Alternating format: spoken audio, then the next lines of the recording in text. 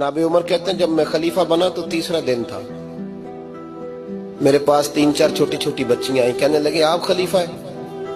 कहा, कहने लगे उठो फिर हमारा टाइम हो गया, असर का वक्त था। तो कहा क्या टाइम हुआ? तो कहने लगे हम यतीम बच्चियां हैं, 6-7 बहनें, अब्बा जी फौत हो गए, घर में 25-30 बकरियां हैं। अबू बकर सिद्दीक रोज असर के बाद आते थे, हमारी बकरियों का दूध धो के हमें दे जाते थे, कुछ हम पी लेती थी, कुछ बेच लेती थी।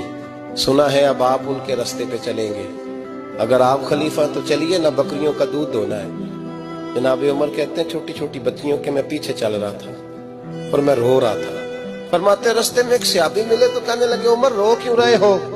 तो मैंने कहा यार ये अबू बकर मेरे लिए रास्ता बड़ा मुश्किल कर गया, इनकी राहों पे चलना कितना मुश्किल होगा। जिगर राहे वफा में नक्श ऐसे छोड़ आया, मैं जिस मंजिल से गुजरा हूं वो अब तक याद